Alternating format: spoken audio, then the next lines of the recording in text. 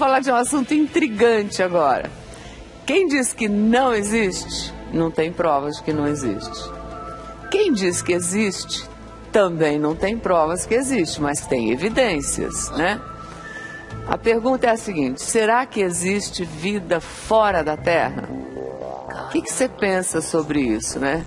Quem nunca ouviu falar de histórias ou assistiu filmes sobre extraterrestres, aqueles típicos homenzinhos verdes, marcianos, ou sobre objetos voadores não identificados, os que a gente chama de OVNIs, né? Recentemente, a Força Aérea Brasileira divulgou documentos oficiais com registros de aparições de naves e até de seres de outros planetas por todo o Brasil. Para a Força Aérea abrir mão, né, desse sigilo, né, são relatórios, inclusive, intrigantes da aeronáutica sobre a existência de OVNIs desde a década de 50. Muito se fala desse fenômeno, aparições de discos voadores, todo mundo já escutou da história, né? Mas esse dossiê aí, de cerca de 4.500 páginas, caramba, tem fotos, documentos e relatos incríveis sobre aparições de OVNIs e contatos com extraterrestres que teriam ocorrido entre os anos de 52 e 2010. São 675 relatórios com 618 documentos afirmando possíveis registros de aparições de OVNIs até então mantidos em segredos pela aeronáutica. O interessante é que 50% das ocorrências foram avistadas por mais de uma pessoa. Quer dizer, uma ocorrência só foi vista por algumas pessoas. São aproximadamente, para vocês terem uma ideia, 25 quilos de material. Nossa. Com descrições, croquis, fotos de OVNIs referentes a 3 lotes de informações da FAB. E esses ofícios estão sendo revelados aos poucos pelo governo. As regiões Sul, Sudeste e Centro-Oeste concentram o maior número de aparições. Só no estado de São Paulo foram 102 casos registrados. Caramba! Todos esses documentos estão agora à disposição do público, do seu público aí, de você, lá no Arquivo Nacional de Brasília. Quando se tem em mãos documentos como esses, né, que a gente aqui tirou cópia, um pedacinho, né, o assunto fica mais intrigante ainda, né? E olha, a minha produção, a gente se debruçou aqui para tentar entender como é que era a vida dessas pessoas quando faziam esses registros, né?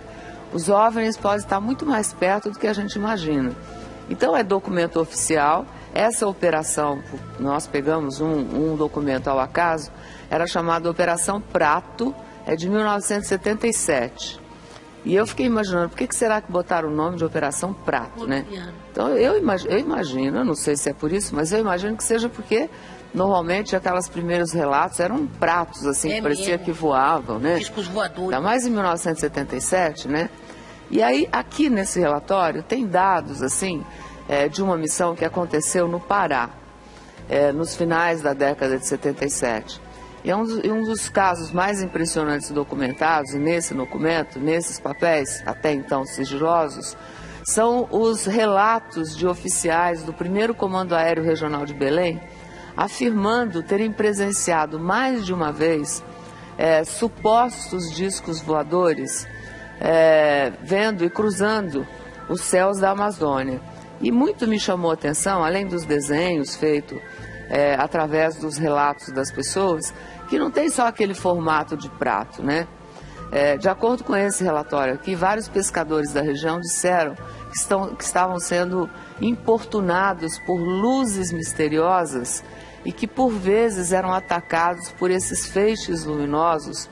E ainda segundo os documentos, esses relatos dão conta de pessoas até machucadas e até casos de paralisia dos moradores, que apelidaram o fenômeno de chupa-chupa, e pressionaram o prefeito da cidade para que pedisse ajuda aos militares lá nessa época. E a gente, esses riscos aqui não foram feitos pela gente, o relatório está assim, né? E eu pergunto para você de casa, e para o Louro também, que é um cara, né?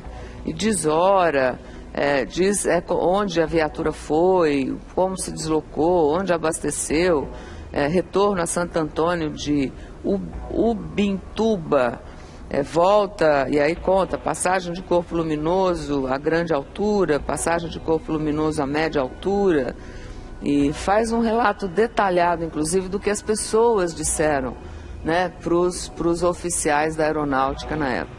Aí a pergunta é, você aí de casa acredita que a gente é sozinho nesse universo, né? Quando você olha para o céu à noite, você vê que a gente não sabe nem qual é o final. O universo, teoricamente, a palavra universal é que não tem fim, né?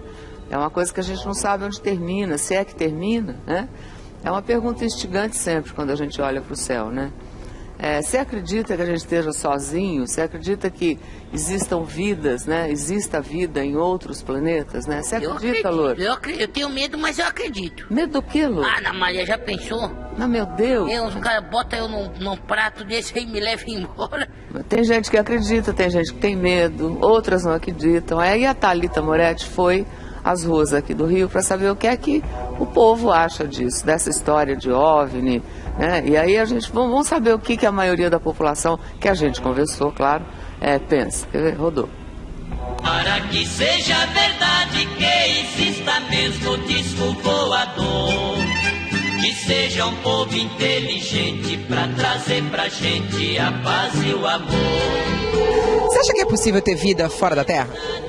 Claro. Não, acredito que não. Eu acredito que seria um pouco egoísmo a gente achar que está sozinho no mundo. Mas assim, até que prove o contrário. Acredito, mas não dessa forma que pintam. O homem verdinho, esquisito. Você já viu algum extraterrestre, OVNI, alguma coisa assim do tipo? Não, mas eu tenho amigos que falam que já viram. Lá no Pico da Bandeira, eu sou de Minas, eles já viram lá. E se você visse, assim, o que você faria? Você teria medo? O que você faria? Tentaria filmar, tentaria provar aquilo de alguma forma, ligar para algum órgão, não sei. Você não ficaria com medo? Não. Você ia correndo. Um extraterrestre, pô, descendo na minha frente. Eu acho que eles procuram a mesma coisa que a gente. A gente não vive querendo ir pra Lua. Então, mas eu acho que lá, se existe essa vida, eu acho que eles querem a mesma coisa que a gente procura. Quando eu vivia lá no Nordeste, eu via essas coisas. Que coisas? Esse extraterrestre. A senhora já viu? Já vi. Aquelas luzes avançando em cima da gente, querendo pegar a gente correndo, a gente se escondendo, e aquele negócio grandão correndo atrás da gente se escondia com medo, era todos os dias. Existe sim, tipo um disco voador, ele pegava as pessoas assim com a bicicleta e levava para o outro mundo. As pessoas nunca mais voltaram? Nunca mais voltaram, mas isso aí é verdade mesmo.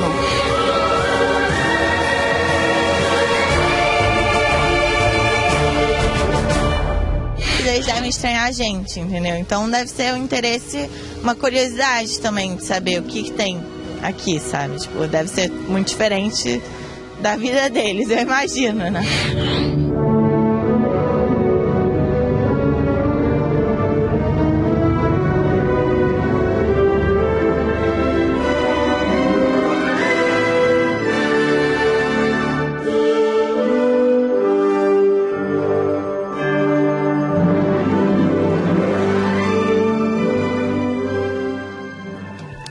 Caramba, em cada uma. Paz do céu, né? Quero agradecer ao Maurício Ricardo que deu pra gente aí esse show de bom humor, né? Aí você imagina o seguinte, olha, tudo isso aqui, né, são estrelas, porque o Sol é uma estrela, né, que tem estrela tem luz própria. E dentro, na estrela, não há possibilidade de ter vida, por conta do calor gerado pela estrela. Mas em volta dela Eu tenho um astrônomo aqui que daqui a pouco vai me explicar melhor. O senhor não quer entrar aqui, que eu já falo Pronto, pro senhor? já vamos direto.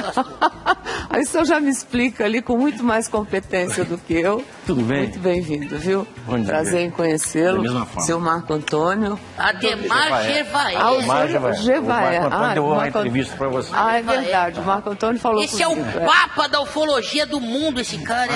Agora chegamos, mas fica aqui do meu lado, para que todo mundo possa vê-lo aqui, Gervaé. E aqui, essa reunião de luzes aí se chama como? Isso é uma galáxia. Isso é uma galáxia. Existem zilhões de galáxias no universo. A gente não sabe contar. E o Sol é um dos milhões de pontinhos que há nessa imagem. Imagine você, sabe quantos sóis há no universo? Não. 1 com 70 zeros atrás, é um número impronunciável. 1 com 70 zeros. 70 zeros. Como eles contaram isso, eu não sei. A gente estava falando em 23 milhões de reais, a gente já estava achando um número absurdo. Agora imagine 1 com 70 zeros atrás. Um número de sóis, né? Sóis no universo. Agora você imagina, é de estrelas, é de todos os tipos. Agora, a nossa tem esse tanto de planetas ao redor, 9, 10. Há algumas que tem 20, 30 planetas, eles já estão sendo detectados e agora confirmados pela astronomia. Então há uma quantidade assim absolutamente incalculável pela mente humana de planetas onde possam existir formas de vida diferentes da nossa, iguais à nossa, formas de vida inteligente. Seria muita pretensão do ser humano achar que diante dessa imensidão, né? E esse aqui é uma das galáxias, né? São zilhões. São zilhões de galáxias, é isso? Então imaginar que a gente que é nada, menos que uma poeirinha aqui, né? Que é o Sol, a gente pudesse ficar... seria muita pretensão mesmo, você quer saber? Realmente é muita pretensão. Por isso que nós temos há muito tempo defendido que nós estamos sendo visitados por outras formas de vida. Não é uma só, não é um outro planeta que vem até aqui. São inúmeros planetas, inúmeras civilizações que alcançaram um estágio evolutivo, tecnológico, bem alto. E estão fazendo mais ou menos o que nós fazemos, só que com muito mais tecnologia, porque hoje nós também estamos explorando o espaço. Nós estamos em Marte, nós estamos na Lua, nós estamos em Saturno, nós estamos mandando nossas naves para lá. Só que com uma limitação tecnológica muito grande. Esses seres que estão à nossa frente, sabe lá Deus quantos são eles, inúmeros, incontáveis, eles já têm possibilidade de viajar pelo espaço, vencer essas distâncias interestelares e vir à Terra e devem ir a outros planetas também. Quer dizer, esses filmes que a gente vê por aí não são que é imaginação, né? Tudo que a gente... São grandes possibilidades. Grandes possibilidades. Exceto que nos filmes, geralmente, os extraterrestres, eles são relatados como... O que são verdes? Enormes. Né? Ou grandes, ou verdes, olho puxado. Com vários tentáculos. Malvados. Tudo. Por quê? Tem algum sentido nisso? Não tem muito sentido, porque, na verdade, todas as pessoas que tiveram contato com esses seres no planeta, e foram milhares de contatos em todo o mundo, eles descrevem os extraterrestres como nós, com um formato humano. Eles têm 2 braços, eles têm 2 pernas, eles têm um rosto muito semelhante ao nosso, eles têm 2 olhos, eles não têm 3 olhos. Eles não têm os olhos na cabeça, ou alguma coisa assim. Eles são iguais a nós. Você pode dar ibope no filme, né? É como se a vida tivesse sido semeada, assim, por inúmeros planetas e tivesse germinado neles de uma maneira parecida, como aconteceu na Terra. Deixa eu servir o café da manhã aqui para o senhor, para a gente conversar direito, que eu antecipei tudo aqui. A minha produção deve estar quase doidinha ali do outro lado. Mas vou juntar minhas fichas aqui, que eu tenho umas perguntas para o senhor. Vamos sentar aqui agora, por favor. Obrigado. Primeiro, muito obrigado por ter aceito o nosso convite. Olha, eu que agradeço a oportunidade de estar no teu programa. Quero te trazer um abraço de todo o pessoal da revista UFO, que é a publicação que nós fazemos aqui no Brasil. Eu trouxe uns exemplares para você. Essa revista é a mais antiga publicação sobre discos voadores do mundo, Ana Maria. Nós fazemos ela no Brasil há 30 anos. Ela é mais antiga do que as americanas, do que as italianas, do que as inglesas. Legal. É uma revista que a gente faz com muito esforço, com o objetivo de divulgar esse tema para a sociedade, para que as pessoas saibam. São cientistas que escrevem. São estudiosos do Brasil inteiro. Nós temos uma equipe bastante vasta. Nós estamos com um especialista em ufologia. Ele estuda evidências de registros e objetos não identificados, né? O nome dele, sim, é Marco Antônio Petit. Acho que o senhor deve conhecer. Sim. Você deve conhecer. Sim. Ele é autor de vários livros. É o editor da revista UFO. É o editor da revista. E um dos ufólogos que falavam para você agora, que é paranaense e também é um membro da revista UFO, é o Jackson Camargo, um investigador de campo da nossa região. Quer dizer, são pessoas do Brasil inteiro que colaboram para poder... Do mundo inteiro. Nós temos uma rede de pessoas que são interessadas por esse tema. Tá. Elas são fascinadas, tem alguma coisa que aconteceu com elas, e muitas vezes até nada aconteceu com elas, mas elas se interessam e elas se engajam nessa pesquisa. E são de todos os tipos, são médicos, são engenheiros, assim como são estudantes, são frentistas de posto, enfim, todo tipo de pessoa interessada por esse tema que contribui assim no seu como trabalho. O Petit. E ele, como estuda esse assunto há 40 anos, ele falou um pouco com a gente. Quer ver, Rodolfo?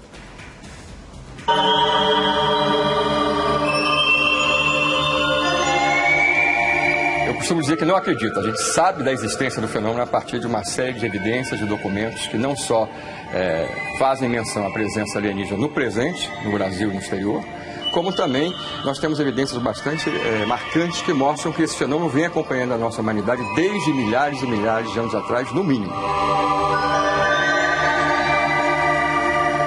Durante as últimas décadas, né, principalmente os últimos 30 anos, boa parte desse tempo, qualquer pessoa que fosse até a Força Aérea, a própria mídia questioná-la sobre a existência, por exemplo, de documentos oficiais sobre esse assunto, a resposta era sempre negativa.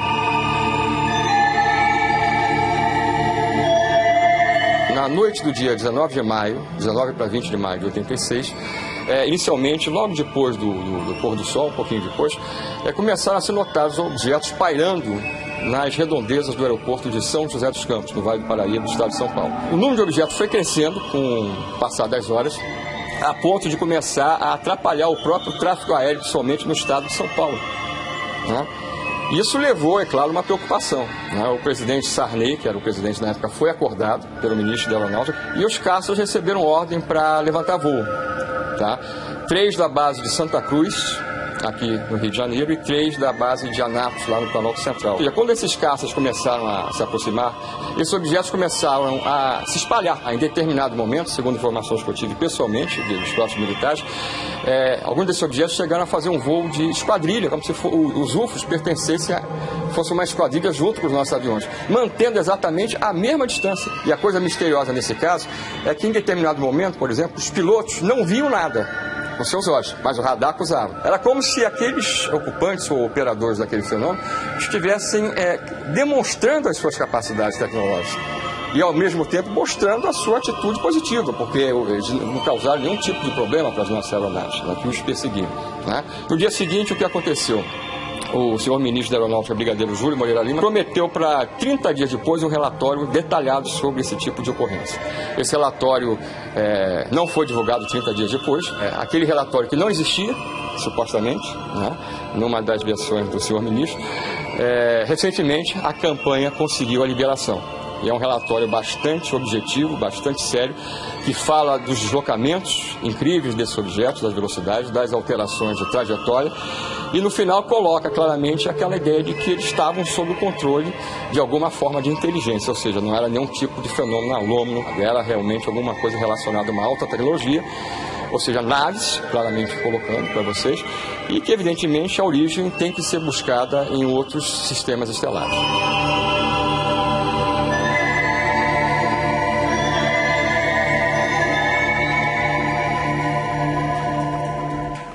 Como é que se explica que a aeronáutica relutou tanto tempo, e só com o esforço de todos vocês, Ademar, que eles conseguiram a liberação e agora a gente está vendo esses documentos? Isso se explica da seguinte maneira. A aeronáutica de qualquer país minimamente responsável tem que vigiar o seu espaço aéreo. E com a nossa não é diferente. Os nossos militares, nesse sentido, aliás, são extremamente competentes. E desde os anos 50, esses fenômenos vêm sendo registrados por toda parte. Só que como os militares nunca tiveram uma explicação, e na mente militar, aquilo que não se explica, não se fala. Então isso foi ficando guardado durante anos, e os documentos foram se acumulando, até que um dia, em 2004, nós resolvemos, eu e o Marco Antônio Petit iniciamos isso, e depois fomos agregados pela Comissão Brasileira de Ufólogos, e iniciamos uma campanha chamada UFOs Liberdade de Informação Já, que pede ao governo, através das suas Forças Armadas, que abra esses arquivos. E deu certo. A partir de 2007, com o esforço de todos os membros da Comissão Brasileira de Ufólogos, o governo começou a liberar os documentos. E foram ao todo, até agora, 4.500 páginas. É uma quantidade significativa de documentos. Ali tem relatórios de ocorrências, por exemplo, de discos voadores perseguindo aviões ou seguindo aviões e sendo perseguidos por caças da Força Aérea Brasileira, discos voadores pousando, com tripulantes do lado de fora. Quer dizer, casos sérios, muito sérios, inquestionáveis. E por isso eu costumo dizer o seguinte, se até um tempo atrás eram os ufólogos que diziam, os discos voadores existem, gente, hoje é o próprio governo, hoje é a própria Força Aérea Brasileira e as forças aéreas de vários outros países que fazem o mesmo. E essa campanha continua. Nós não paramos. Porque no total não são só 4.000 páginas. Não são 4.000 páginas. Porque 25 quilos de papel significa muita coisa, né, de relatório. Veja, essas 4.000 páginas, segundo a Força Aérea Brasileira, corresponderiam às investigações e às documentações feitas por ela de 1950 a 2010. Ora, cara, 4.500 páginas eu produzo sozinho, trabalhando lá em casa, em Curitiba. Eu produzo sozinho. Não é possível acreditar que todas as unidades da Força Aérea Brasileira, em 6 décadas, tenham produzido 4.500 páginas. A gente tem uma história agora, a história do seu João e a dona Rosa da Silva. Eles moram na cidade de Iturama, no interior de Minas Gerais, e juram que foram abduzidos. O que é abduzidos, Ana Maria, isso aí? O termo abdução é utilizado para descrever memórias supostamente reais de pessoas que foram levadas secretamente por entidades aparentemente não humanas. Quer dizer, o cara entrou num disco voador, né? No caso do seu João e da dona Maria Rosa... Geralmente levado à força. Até o carro da família teria sido levado para dentro dessa nave espacial, que é o que eles dizem. Quer ver? Rodou. Seu João Caiana, como é conhecido, é eletricista. A mulher, dona Rosa, professora. No dia que mudou a vida deles, o casal estava acompanhado da filha, da neta e de uma amiga da família. A gente vinha da fazenda. Logo que saiu, eu parei numa ponteira e eu vi uma claridade. Aí na frente, assim, em sequência, espaço curto.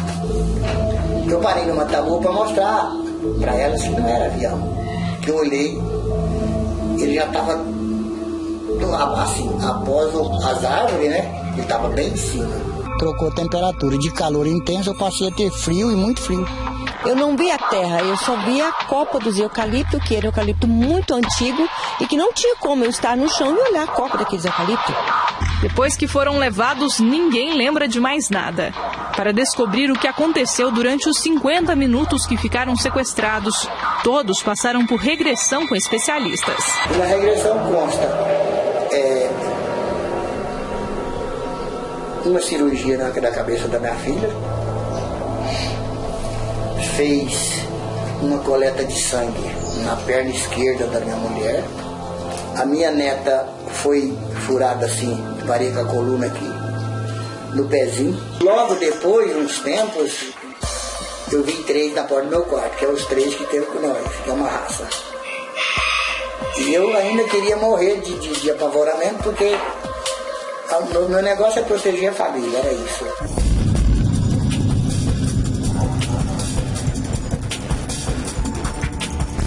Ademar do céu, eu estava falando no intervalo aqui que eu queria ir numa viagem dessa aí que eu escutei. Somos dois. A família, você não gostaria de ir? Muito, estou na fila, faz tempo. Aí as meninas da produção assim, disseram assim para mim, não, mas eu só iria se eu soubesse que ia voltar. Eu falei, não sei, eu acho que eu iria, né? Porque a gente vai voltar, claro, a gente ama um monte de gente, tudo, né? Mas você já imaginou que experiência legal? Quantos mundos? O problema não é isso, é o custo. Que custo, Lu? Imagina, já viu quanto é que custa uma ponte aérea? Nada, o Bruno... E o São Paulo? Você quer fazer uma ponte aérea Terra, Marte? Imagina quanto é que vai custar isso. Mas olha a ideia, ó, que o Bruno Astuto já teve lá no camarim dele. Ele falou, você já imaginou quanto de milhagem a gente vai ter? Mas tem que pagar a passagem. Bom, mas brincadeiras à parte. Essa história, né, que a gente... não sei se é uma história ou uma história, né? Mas, para os que acreditam, é uma história, né? É um caso sério, é o caso do Caiana. Mas é um caso com o carro inteiro? O carro inteiro. E isso acontece em todo lugar do mundo, mais ou menos da mesma maneira. Pessoas são levadas, inclusive, de dentro das suas casas. o cara está dormindo com a sua esposa, a esposa é levada ou o cara é levado. Quer dizer, e não depois precisa estar no devolvido. meio do mato para isso acontecer. Não, não precisa. Pode estar no centro de Nova York, pode estar no centro de São Paulo, no centro do Rio, e esses fatos acontecem. Já aconteceram fatos? Sim, inúmeras vezes. Quer dizer, eu posso estar na minha casa, eu não preciso ir para nenhum lugar especial esperando. A abdução acontece onde você está. Por alguma razão, vocês têm uma explicação por que a escolha Esse é um das tema pessoas? ainda sendo investigado. A abdução é uma coisa que não é recente, mas nós não temos todas as informações porque a cada 10 pessoas que passam por essa experiência, 9 não se lembram de nada. Uma se lembra de alguma coisa. E nós temos que passar por um processo, ou submeter essa pessoa a um processo de hipnose regressiva para poder descobrir o que afinal ela passou dentro da nave. Há pessoas que são levadas por 30 minutos, depois são devolvidas. Mas a pessoa sabe que foi para algum lugar? E algumas vezes sim. Essas pessoas, depois de 30 minutos, elas voltam dizendo que elas passaram 3, 4 dias dentro da nave. Porque o tempo aqui e o tempo lá transcorreu de maneira diferente. E contam como é lá dentro? Contam. As que se lembram, sim. E as que passam por hipnose agressiva, também. E ao contrário, há pessoas que são levadas por dias e que aparentemente passaram apenas algumas horas dentro da nave. Qual é o mais longo relato, assim? Esse é do americano Travis Walton, que passou 5 dias dentro de uma nave. E o Travis, que é o mais conhecido abduzido, pessoa que passou por isso do mundo, vai estar no Brasil de 21 a 24 de novembro para um evento que é parte dessa campanha que nós estamos fazendo para o governo liberar os documentos. É o 5º Fórum Mundial de Ufologia, em Foz. É um evento que nós vamos... Foz do Iguaçu. Foz do Iguaçu. Nós vamos trazer 24 ufólogos de 12 países, pessoas que são especialistas nas suas áreas, inclusive ufólogos que trabalham com militares na Argentina, no Chile, na França, nos Estados Unidos, e entre eles vai estar o Travis Walton. É um evento aberto ao público, as pessoas podem participar, é um evento muito forte, é o maior da ufologia mundial. Ele passou uma semana dentro, 5 dias dentro da nave. É uma pessoa pacata, uma pessoa simples, mora em Snowflake, no Arizona, no interior do Arizona. Mas a gente viu esse casal agora, né, da matéria. Um casal simples também. Um pessoal simples, quer dizer, porque para troco do que inventar uma história dessa, né? Exato. Eles sustentam a história desde aquela época. E desde que o fato aconteceu, ele foi investigado por ufólogos da revista UFO e foi confirmado.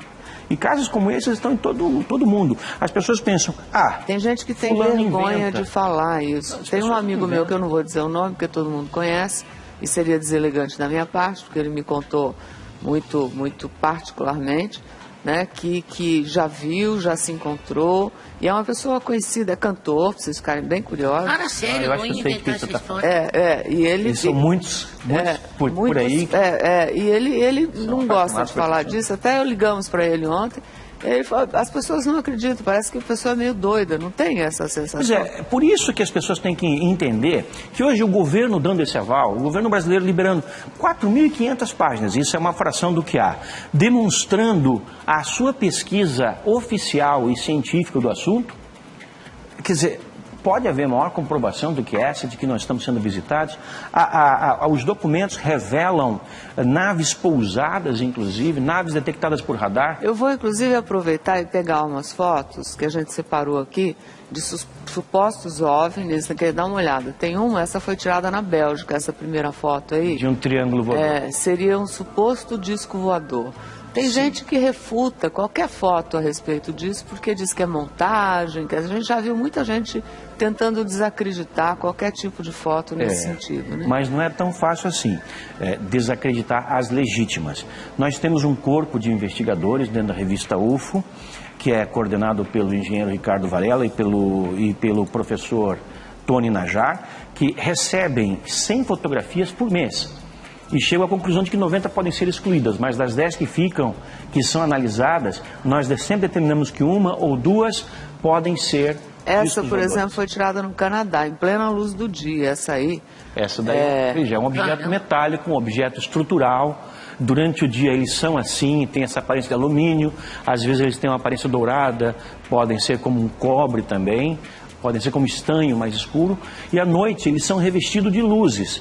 E dentro do processo da Operação Prato, que você havia falado no começo do seu programa, que aconteceu na Amazônia em 1977, eram os 2 tipos de UFOs os registrados, tanto os diurnos, que são bem mais raros, quanto os noturnos revestidos de luzes. E eu trouxe algumas fotos aqui da Força Aérea Brasileira. Posso ver? Pode, por favor. Ó, São algumas fotografias. Nos relatos que eu li nesse pequeno relato dessa operação chamada Operação Prato, eles dizem que as luzes, vê para não te dar reflexo aí, que as luzes são amareladas, quase avermelhadas em alguns relatos. Olha esse. Outros dizem que os movimentos são de vários tipos, quer dizer, verticais, horizontais. Os objetos também tinham formatos diferentes. Então, eu vi um formato de barril ali.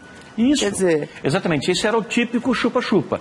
Ele era como uma lata de cerveja, uma lata de refrigerante, com um para-brisa, ou que poderia ser um para-brisa, e 2 seres do lado de dentro. Isso foi visto por milhares de pessoas. A pessoa chegou a ver os 2 seres lá dentro? As pessoas viram esses seres, existem inúmeros depoimentos. E por que esses casos estavam sendo narrados cada vez com mais intensidade lá na Ilha de Colares, próximo de Belém? A Força Aérea determinou a criação da Operação Prato. E quem conduziu a Operação Prato foi o coronel Irangê Holanda. Na época, ele era da intendência da Força Aérea Brasileira. E 20 anos depois, ele resolveu quebrar esse segredo que ele guardava e chamou a mim e chamou o co-editor da revista UFO, Marco Antônio Petit. Nós o entrevistamos, quando ele então abriu seu coração e ele falou tudo o que aconteceu. Ele contou, inclusive, Ana Maria, que ele teve um contato frente a frente com um tripulante dos objetos que passavam na Amazônia. Ou seja, isso é do conhecimento Qual da era a Força Aérea aparência Brasileira. que ele relata? Como todos eles, humano. Ele tinha uma certa estatura parecida com a nossa, 1,60 m, 1,70 m, tinha um macacão inteiriço branco e um capacete branco. Esse ser saiu de dentro de uma nave cilíndrica grande, de uma portinha lá de cima, veio flutuando até lá embaixo. O Irangê Holanda estava com o seu soldado num barco no rio Guajará-Mirim, e esse extraterrestre, ele se colocou na frente dos 2, na mesma linha de visão, a alguns metros de distância. Não se comunicaram, nem telepaticamente, só se entreolharam. E depois o extraterrestre voltou flutuando para dentro da nave, e a nave acendeu e quer dizer, foi. Voa? Como? A pessoa voa? Flutua. Esses seres que têm essa tecnologia que os permite virem até a Terra, e sabe lá Deus a quantos outros planetas eles podem ir, eles certamente têm uma tecnologia capaz de fazer qualquer coisa. Eles atravessam paredes. Nos casos das abduções, é relatado que eles atravessam as paredes para levarem as pessoas para bordo das naves. E, inclusive, as pessoas que estão com elas saem pelas paredes fechadas. Essa foto agora é da França e é muito interessante. Olha as luzes. Formam riscos, olha. Essa foto aí é o seguinte. Dá a impressão que a nave estava fazendo um movimento rápido. Sim, essa foto foi liderada pelo governo francês. O governo francês, durante uma certa época, desenvolveu um projeto, o projeto Cometa, que buscava comprovar as evidências de ocorrências ufológicas que eram relatadas à polícia francesa. E o chefe desse comitê Cometa, o dossiê Cometa que foi elaborado, virá para o nosso Fórum Mundial. É um cientista que lida com isso. E essa é uma outra coisa que tem que se dizer. Muitas vezes as pessoas pensam que quem lida com esse assunto são só ufólogos e não há cientistas entre nós. Pois há sim, há inúmeros cientistas trabalhando com esse tema, embora a ciência, enquanto instituição, ainda não tenha não tenha abrido ainda as suas portas acadêmicas para a discussão desse tema de uma maneira científica. Tem outro da França também, olha essa aí, ó. É uma outra foto impressionante, né? Também liberada pelo governo francês, de uma nave, essa você pode ver, que é uma nave discoide típica, né? É como um prato de sopa, muitas vezes é um prato de sopa emborcado em cima de um prato raso. Esse objeto parece até meio translúcido, porque eles se fundem entre matéria e energia para poder fazer as suas locomoções. Por que a gente não tem nada em formato de prato, assim, hein? Porque... Temos. Temos também. Não, a gente não fabrica nada. Os nossos objetos voadores. Os nossos aviões todos têm asa. Eles não precisam de asa, né? Essa é a nossa grande diferença para eles. Nós temos que queimar combustível fóssil. Deve ter uma inteligência qualquer para ter tanto pratinho desse voando. Uma outra curiosidade também são as aparições de OVNI que deixam aquelas marcas no chão, né? Nas vegetações e tudo. Tem uma cena do filme que a gente selecionou aqui, Sinais, né, que foi estrelado por Mel Gibson. É muito legal. Ilustra bem essa história aí, né? Essas marcas que já apareceram em plantações de todo mundo, que eu sei, né? Que começaram a aparecer no Brasil desde 2008, no oeste de Santa Catarina. Você vê São desenhos enormes que formam, né? Assim, o tamanho de 6 campos de futebol, produzidos com amassamento de planta. Eles são chamados de agroglifos. Ninguém consegue explicar isso ainda, né? Nenhuma. Nós acreditamos que sejam mensagens deixadas por esses seres por alguma razão. Olha lá, e não tem imagem de acesso, né? Pelo menos na reprodução dessa imagem que é existente, não tem um acesso de uma máquina que chegou até ali para fazer isso. Nos casos de Santa Catarina, e eu investiguei todos, esse fenômeno começou a acontecer no Brasil em 2008. Antes disso, pelos 30 anos anteriores em que esse fenômeno acontecia em todo o mundo, nunca aconteceu nenhum aqui, nunca houve nada. Em 2008, do nada, em novembro, ocorreu um fato na cidade de Ipuaçu, que se repetiu no ano seguinte, e no ano seguinte, e no ano seguinte. Pode ser a temperatura? Não, não. O que se prevê? Eu estive lá, investiguei cada um dos casos, entrevistei mas eu estou dizendo, mas engenheiros. a temperatura da máquina do OVNI que tenha abaixado as plantas e deixado marca no chão? Esses desenhos, eles são produzidos sem o contato mecânico, não é pouso de nave, como muita gente pensa.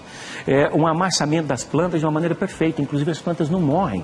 E esses amassamentos se dão em formatos geométricos complexos. Por exemplo, no ano passado, no dia 15 de outubro, nós tivemos um círculo de 30 metros com 30 círculos ao redor. E num círculo as plantas foram dobradas no sentido horário, no outro no sentido anti-horário, no outro no sentido horário, no outro sentido anti-horário. E assim esses fenômenos se espalham pelo mundo inteiro. Não tem como não acreditar quando você vai ver isso em loco e pesquisa isso, né? Quando você sabe a diferença entre os legítimos e os fraudados, que existem os fraudados, ainda não no Brasil, mas na Europa existem os fraudados, quando você sabe a diferença, você nota de cara que aquele que você está examinando não é fraudado. Todos os que aconteceram aqui no oeste de Santa Catarina, e olha que curiosidade, em nenhum outro lugar do Brasil, só na cidade de Ipuaçu, que é uma cidade de 6 mil habitantes, a 520 quilômetros de Florianópolis, que esses fatos acontecem, sempre nessa mesma época.